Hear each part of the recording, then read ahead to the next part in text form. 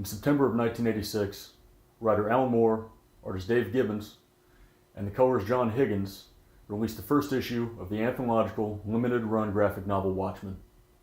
It continued through to '87 and has remained a critically acclaimed and fan-favorite classic ever since.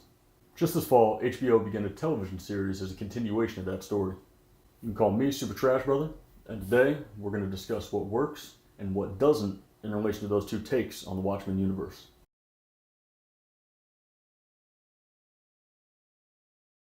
Alright, so right out of the gate I need to say, spoiler alert, okay? Spoiler alert. With that, let's begin. So the original takes place at the tail end of the Cold War. We don't really have time to unpack the Cold War itself, but to summarize, the quote-unquote East and West were on the verge of nuclear war for the better part of 50 years. Both the East and the West were heavily involved in espionage against each other, and both committed acts and atrocities that are very rarely acknowledged to this day. The stakes here were feared to be the whole of life on this planet. A direct confrontation or step over the line by either one of these superpowers could encourage the other to utilize their nuclear arsenal. If that happened, the only way to respond would be in turn with another nuclear launch, and this would continue ad infinitum until the whole of humanity had basically been blinked out of existence. So for the better part of those 50 years, the whole world wondered if they would see a flash on the horizon, and life as we knew it was going to come to an end. The show takes place in today's Oklahoma. It's a topical tale of racist zealots and the ends to which they'll go. And that's really about it, to be honest. The 7th Cavalry / Cyclops is on a mission to eradicate people of color from America. It's vile, it's heinous, and it represents the worst that humanity has to offer. But the stakes aren't really high enough. And right now you may be thinking, brother, this shit you're talking is some super trash. But hear me out, because this next point is going to be important. The graphic novel is a multifaceted philosophical exercise. Its stakes are there to help us confront and reflect on the material on an existential level. The book asks us, what is humanity? What is a human life worth? What is the whole of life itself worth? How does one weigh consequentialism against deontology? It asks us to examine the story from the outside in and the inside out. The show, on the other hand, simply says that racism is bad. It doesn't ask any particularly meaningful questions about the methods used to stop it, which ties right into the next issue. Soon thou shalt save us, and we will whisper, come. In the novel, Dr. Manhattan is not only the core philosophical character, but he also serves the critical function of elevating the narrative. Knowing what we know now, the Soviet Union collapsed just 5 years after the events of the novel took place. Nuclear war never came. And if Dr. Manhattan had never been introduced to the world, nothing likely would have changed either. You see, Dr. Manhattan elevates the conflict by being an American. And let's not forget, John Osterman was named Dr. Manhattan by the US government for the association it would have in their enemies. Now surely you know Manhattan is the name of the largest borough in New York City.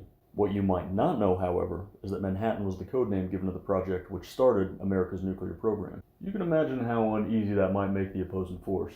You already have two superpowers who are on the verge of blowing each other off the face of the earth, or at least considering it, and all of a sudden one of them not only gets a super weapon, but a godlike one.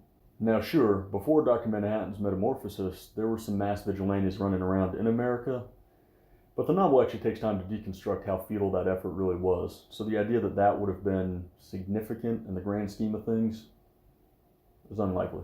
Point being that without escalation, it's almost impossible to make a narrative work unless you're doing a historical account. And even then, without escalation, it's a f***ing boring one at that.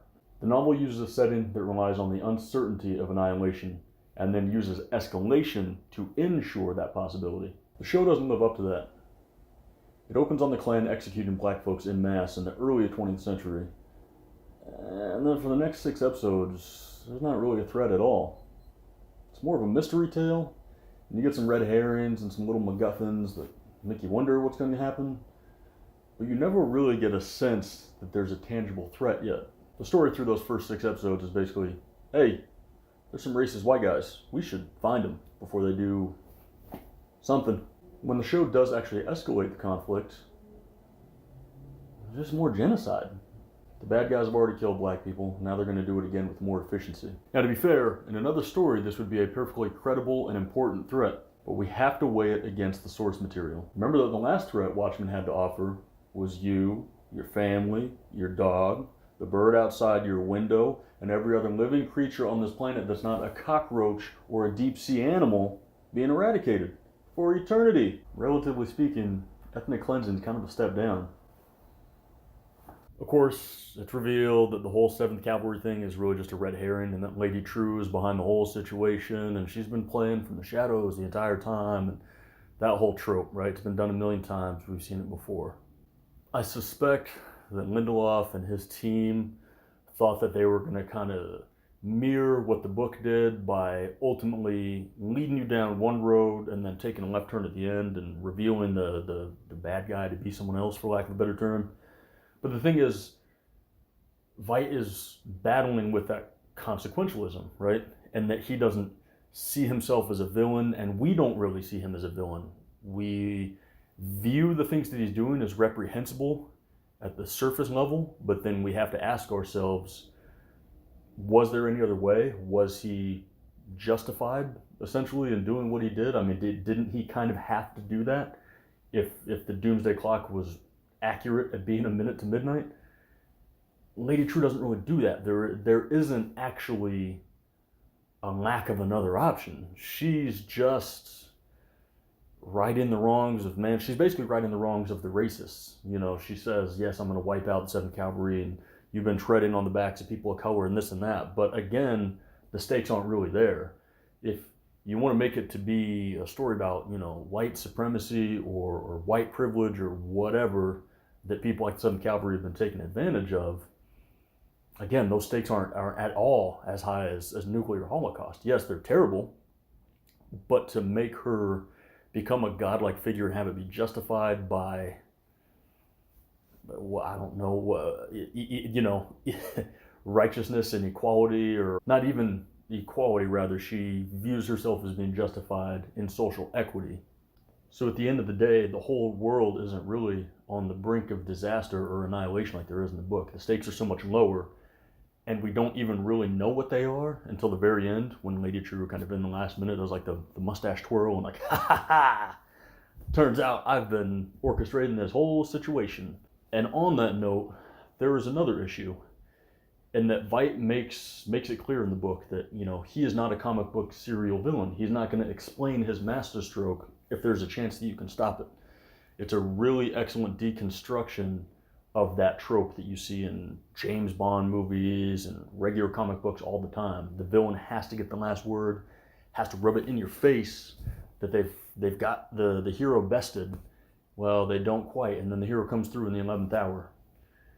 Deconstructing that is a genius move.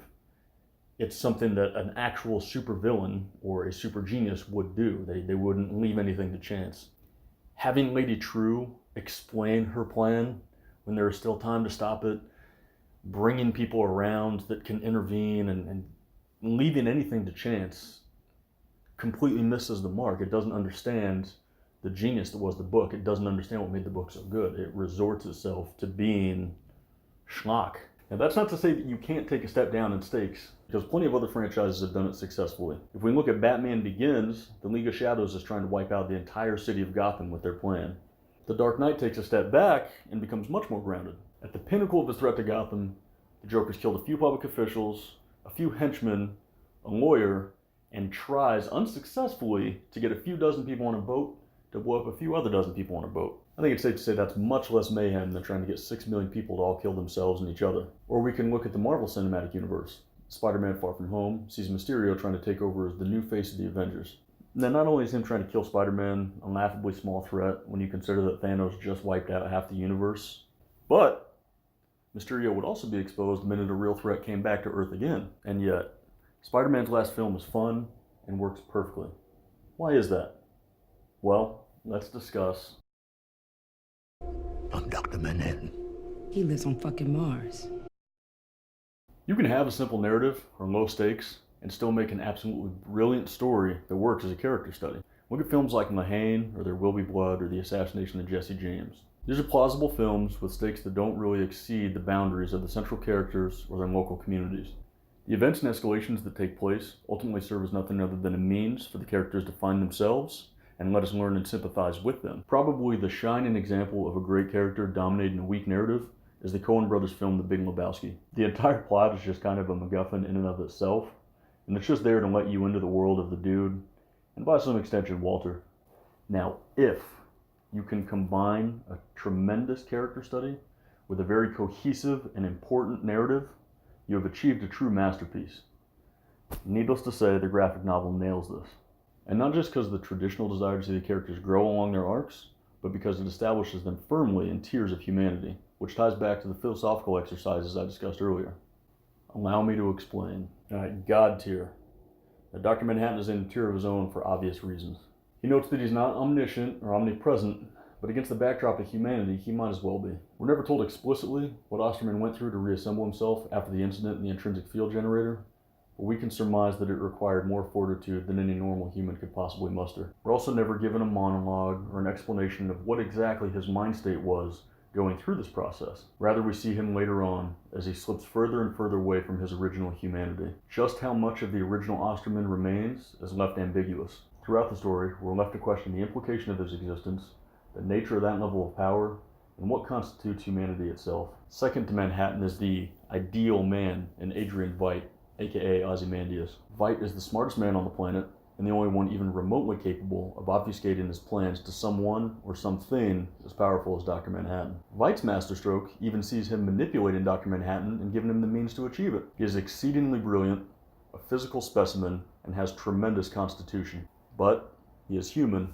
and as such he is subject to delusions, be it of grandeur or otherwise. His ego and perceived moral duty result in the death of millions. For that reason, his arc perfectly reflects on the ethical theory of consequentialism. For his God complex, he is still not an actual god.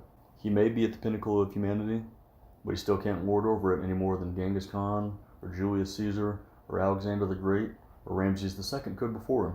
Veidt reflects on this, and even keeps a bust of Ramses with Shelley's inscription at the foot. Veidt is far too smart to not acknowledge this dichotomy, at least subconsciously. It's the ego in his humanity that keeps him from admitting he's still subject to the machinations of game theory and society at large, until Manhattan utters those famous words to him at least. Nothing ends, Adrian.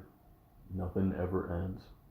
In the next tier, we have two tragic characters who work perfectly as allegories for the theory of determinism. The first of which is Walter Kovacs, aka Rorschach.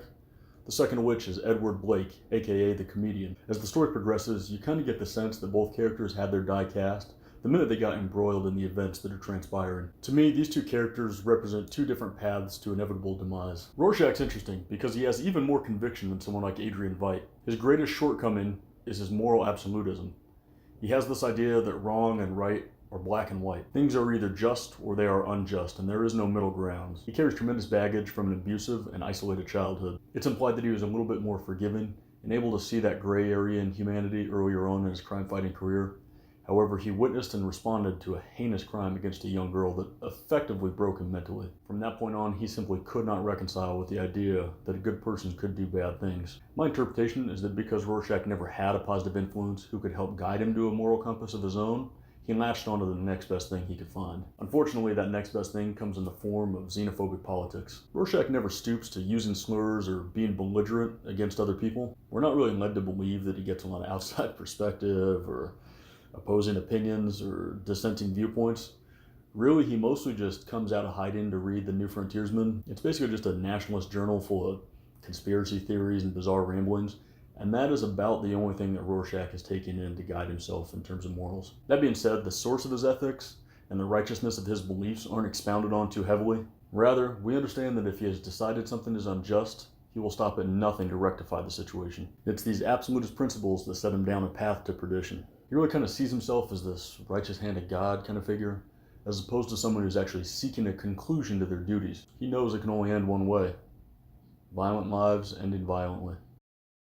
Now, the comedian, on the other hand, starts off nearly convictionless. Sure, he starts off fighting crime, he works with the police, he works the military, but we are left to understand that he is effectively a psychopathic misanthrope. He believes in absolutely nothing and couldn't care less what the consequences of his actions are. His miseries tend to manifest themselves in detached humor, because to him, life is just kind of a meaningless joke. Meeting Dr. Manhattan and seeing exactly what he's capable of seems to make Blake detest his existence even further. However, we do know that he feels nostalgic, and he does seek companionship on some level. Blake is not emotionless, because he does feel tremendous sorrow when Laurie attacks him. And when he uncovers Vight's plot, all of that sympathy and grief that he's been burying deep down below erupts. He finds compassion and remorse, but he'll never get a chance to process it. Now, the last two main characters on our list are Laurie, aka Silk Spectre, and Dan, aka the Second Night Owl. And I like to think of them as our kind of grounded anchors. They are normal people put into extraordinary circumstances. Those two kind of serve as proxies for the reader, because they experience insecurity and anxiety and fear in a way that these other characters don't. Dan laments about how ungratified he is by his normal life, so to speak, after crime fighting. He wonders what value he has as his own man outside of the costume, and he ruminates on what he actually accomplished and whether it was justified in the end. At the end of the day, there was really nothing that the Minutemen or the regular Watchmen accomplished that would have been unachievable for a SWAT team or a small arms military unit. Arguably even more so. The Vigilante's only real advantage was not being bound by bureaucratic red tape. Laurie also realizes that she's been living in her mother's shadow and struggles with becoming her own woman, finding her own identity. When the masks are outlawed, she's not left with a whole lot other than a lover that has completely lost his empathy and connection to his species. What does that leave her with? Laurie has to come face to face with the existential dread that we all do at some point, asking herself, who am I? What am I doing here? There's a reason her and Dan end up together, because when we ask ourselves, is my life worth living? We need someone who helps us find our purpose and gives us support and gives us a reason to say yes. It's been said that to live alone, one must be a beast or a god. Laurie and Dan have far too much passion and lack the emotional ruin necessary to live as either. This is a sting-up! Who are you? Who am I? Yeah, the show ain't really got characters like that.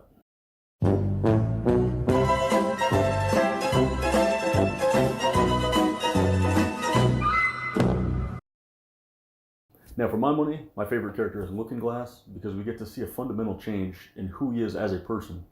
Everything he believes, everything he fears, everything he's prepared for is turned on its head, and by people who contrast his life very significantly. Let's think back on what he was doing on that boardwalk in New Jersey. He came up preaching the gospel, talking about fire and brimstone and repentance, and it stands to reason that if Vight's plan had never come to fruition, and of course nuclear war had never decimated the planet, that he could have very well turned into the kind of evangelical, racist white man in Tulsa that the Cavalry is consisted of. His character beats are genuinely interesting with the disillusionment and his impressionability and his fears. Sadly, he doesn't get a whole lot of screen time. They just kind of do that trope where they make him disappear for like 3 episodes so that at the last minute they can bring him back and he can go, surprise, motherfucker. We're alive and it's blowing your minds right now! Now, our main character Angela does get a pretty healthy amount of backstory. We're given a detailed look at 3 generations of her family. I don't know that we're asked very interesting questions about her or that she really changes that much as a character, to be honest. Her core conflict is being familyless, and for all intents and purposes, all of the real family she ever had died in front of her until she just kind of like stumbles upon William, basically. She's striving for this family connection, hence the surrogate kids and the fake Cal by way of Dr. Manhattan. You also kind of get the sense that the Brotherhood of Law Enforcement is supposed to help fill that void, but she's also kind of standoffish with her coworkers, and I don't know. We could infer that because of her trauma, she's kind of subconsciously putting up this wall that's preventing her from getting the things she wants most. And that's a genuinely interesting character trait to try and tackle. If you try and unpack that cognitive dissonance, you've actually really got something. The problem is, her personality is kind of supposed to make her a grounded anchor, much like Laurie and Dan, but at the same time, she's wifeyed up with Dr. Manhattan, and her grandfather was a superhero before her, so, you know, it's in her blood, it's just her destiny, and it's these kind of tropes that are just boring, man. They're just boring. She doesn't really ever seem to like struggle with her morality or anything. The show gives us these genuinely interesting character traits and backstory, but then it's all just kind of expository, and it doesn't really grow into anything. For the first 6 episodes, she's just kind of relegated to grumpy face and shorthanded comment, contrasted with surprised face and stupor. She starts the show as a hard-nosed badass renegade, and she ends the show as a hard-nosed badass renegade. She finds out about her grandpa, and she loses Dr. Manhattan. That's it. I guess we're supposed to be satisfied knowing that Angela was given the egg that We're left on a cliffhanger wondering if she's been granted Manhattan's powers and if she's going to be the next Manhattan. But why? Why would she want those powers? What is she going to do with them? Why would Dr. Manhattan give them to her? It's all just open-ended questions, and not the kind that we're looking for that I've been discussing. Not philosophical questions, not conundrums about the implications of actions, just questions about why did that happen? Who is this? What are they trying to do? The bad kind of questions that make you not like things. Having Laurie in the story disrespects her send-off in the book and ruins the inference there, in my opinion. Even if we extrapolate that things with Dan didn't pan out, because that's common for normal people, it doesn't improve our relation to her, just trots her back out under the banner of being bitter and resentful about masks. Does she have a reason to dislike masks coming back? Yes. Does bringing her back into this narrative improve her or help her grow in any way? Nope. It basically just retcons her ending in the book and undoes all of her progression to finding happiness. She found a companion and peace within herself in the book. Her being brought back as some sort of cynical law enforcement agent just shows a severe lack of understanding. They give Laurie a line of dialogue that people change, but it's hollow. It's basically expository. She never explains what happened to Dan Dryberg. She never explains what got her to this point with the FBI, or what transitions were made in her life, or what she had to ruminate, or what she had to stew on that made her kind of lose sight of the new beginnings that she had at the end of the book. And instead, she's just introduced as bitter, and she's this completely different character with no establishment. There's no reason for her to be that way. Lady True was the new Vite stand-in, super genius with a big device that's going to help save the world. Except she's nowhere near the character that Vite is. She's just this kind of like shadow player, and her motivations are weak.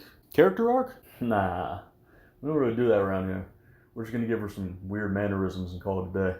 And then we don't really know to what ends her plan to become a god are going to go.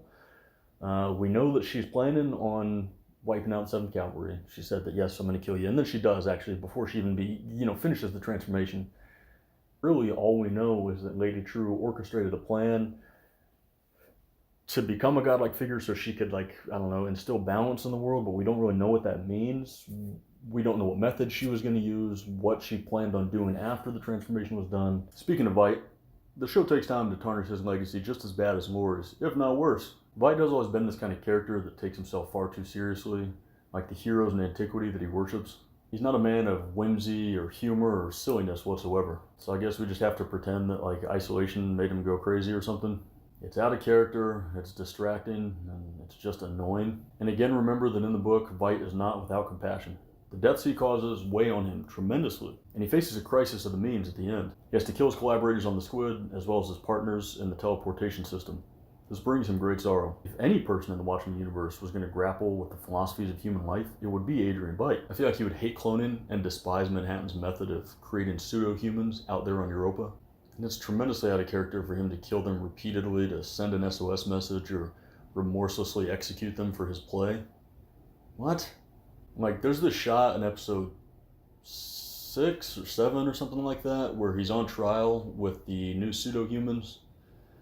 And he shows this kind of remorse, he's got his head in his hands and he looks rueful, but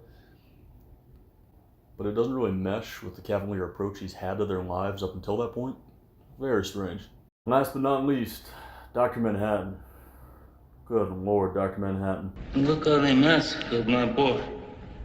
The show's take on him is one of the most tone-deaf and bizarre interpretations of a character I've ever seen. I don't know if Damon Lindelof has ever actually read the graphic novel, or if one of his PAs just kind of came up to him and said, yeah, he's basically Data from Star Trek. Oh, and he can control matter or something like that. Manhattan has grown numb to the human experience, but he understands it. He sees humanity's vagaries as kind of spiteful and meaningless, so he just basically does away with decorum and stops veiling his speech. For example, when he says that there's the same number of cells in a living body and a dead body on national TV. But he hasn't forgotten his life before he transforms. He reflects on it all the time. He reflects on the sorrows and the pain and the anguish that he's felt up until this point. He ain't the Casino Man. I wrote the majority of my notes for this video after episode 7, but episode 8 made me really consider not finishing the series. It upset me that much. It went from annoying to downright infuriating once I saw how incompetently they handled Dr. Manhattan. Not only is this version of the character himself stupid, but the way he interacts with people even more so. Light pulls out this actual ultimate weapon that could have stopped him at any time beforehand because the plot needs it. Angela is arbitrarily found by Manhattan and they fall in love because the plot needs them to. He was never actually on Mars. He was on Europa creating this new ecosystem so that Light can live on it because reasons. Instead of subtlety and inference and leaving us to question what will Manhattan creating life actually look like, we're given some stupid, explicit continuation that says he creates humans 2.0, but because he's not in need of anything and they can't serve him effectively, he grows bored. And this is a story that should be interesting in and of itself, but because the show takes no time to develop it and basically makes it a line of expository dialogue that's 3 minutes long, we get nothing out of it. And when we first see Manhattan, it looks like someone stuck a baby's head on a high school freshman playing small forward. Then when he gets his wig split by Angela, he's just Cal auditioning for the Blue Man Group. I'd say his appearance is literally the only good that came from this portrayal of the character because it is hilariously awful. Let's see, who else we got? Judd is a secret Klansman. His wife has a secret trap door, a la Mr. Burns. There are some other cops with stupid masks. Lady True's daughter is actually an unethical clone of her mother. William has an interesting backstory and motivation, but then he's just there to set Angela's wheels in motion. And there are a bunch of racist white guys. Okay.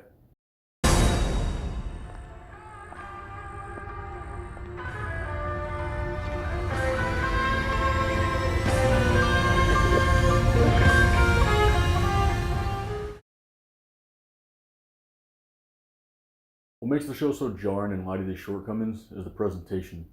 There's a concept in writing called show don't tell. It basically dictates that good storytelling will allow the viewer, the reader, or the player to journey along with the characters and discover the consequences and motivations and growth that their actions will have on the story with them. You try to avoid exposition and hand-holding as much as possible. The book never says to us, jingoism is dangerous or nuclear war is bad, and there aren't explicit statements about humanism or absolutism. The action, the morality of our characters, the journey that they go on is all shown to us beautifully, and we become a part of that world. Every time you read the book, you pick up more questions and ideas. There's just so much stuff packed in there that you can pull out whatever you like and address it at any given time. But on the other hand, the show spells everything out, and this is the biggest issue. It tries to follow in the book's footsteps by presenting the narrative as this kind of mystery, but at every turn, it reveals something and then closes the door behind it. For example, Hooded Justice is never explicitly identified in the book because to do so would defeat the purpose. Writing in this full backstory for him just to fill in gaps in the new story is just bad writing. It turns the lore of the show into these kind of acts of convenience, like a more traditional or stupid comic book would. Every important turn in the narrative of the show is just kind of this deus ex machina. Now here's a better example. Our big bad literally says, "It is extremely difficult to be a white man in America right now." No subtext, no meditations, no questions, no philosophy. It's just a heavy-handed comment on 2019 America. A boring, lazy, and patronizing statement about how racism is bad. No shit. Even after you know exactly what's going to happen, the Watchmen book can be reread endlessly because rather than tell you what's up, it shows you information and asks you to reflect on it personally. There's nothing to really reflect on once you finish the show. The mystery's been solved. The characters haven't really gone anywhere. If it wasn't obvious by now, I really ain't a fan of the show. I was going to stop watching after the 4th episode, but my boy said I couldn't fairly judge it until I finished it. I figured, fair enough. Stuck it out. The Watchmen TV show is really just a zeitgeist feature. It doesn't say anything about racism that hasn't been said before, much more profoundly. It doesn't really ask any interesting questions about humanity. And the ones it does are just derivative of the book anyway. Most of the characters are largely forgettable. It's 9 episodes of people trying and failing to write lofty dialogue that steals a genuinely brilliant masterpiece's IP for more views. And it's a real shame too, because this could have been a really good topical thriller on its own if they didn't try to shoehorn in Watchmen. A mystery about a re-emerging ethno-cult is a great backdrop to write a story with. With less on-the-nose dialogue and some more subtle narrative beats, it could go from talking down to the audience about race relations in America to something that actually takes the audience on a journey with the characters to try to exorcise America's racial demons. Alright, so that all being said, I am going to give the show credit for two interesting motifs. The first of which is that the 7th Cavalry takes inspiration from Rorschach, and really them idolizing him kind of ties back to his idolizing the nationalist philosophy of things like the New Frontiersmen. So I do like the idea that the 7th Cavalry is latching on to a figurehead and idolizing him because they're also lost and wayward, like Rorschach himself was when he was reading things like the New Frontiersmen and getting kind of wrapped up in that absolutist principle. I also like that despite his best efforts, Dr. Manhattan keeps being let down by humanity. He's let down in 1985 when Adrian exploits his powers to kill millions of people for a cause that is kind of morally ambiguous. You know, the idea that he's going to save the world and this is the one true way. Well, we don't really know that, and Manhattan knows that as well. So he leaves Earth. He tries to create life. It disappoints him. It's not going to fulfill him again over on Europa. He comes back to Earth to try to find love, to try to find another partner, more meaning in humanity again with Angela. Once again, he is let down because the 7th Cavalry tries to utilize his power again like Veidt did. So you have this motif there of this recurring cycle that really ties back into what he told Adrian, that nothing ever ends. So again, I like both those. I'm going to give the show the benefit of the doubt that that was intentional and that they wrote those things in there with the idea that they could be explored. I'm not sure the writing staff is really that smart, but I'm gonna give them those 2 points. I'll give them that. Now, whether you love this TV show or you just kind of thought it was whatever, or you hated it as much or more than I did, if you want to see these themes and the ones that are actually discussed in the original book tackled much better, then I would highly suggest the book A Canticle from Leibowitz. It's by Walter M. Miller Jr., and I feel like it was probably a pretty notable inspiration for Alan Moore when he originally wrote Watchmen. And if you're not a big reader, check out the film Strange Days from 1995 or the film Rosewood from 1997. Those are both far smarter and more interesting takes on what the show is trying to accomplish. Till the next time, Super Trash Brother out.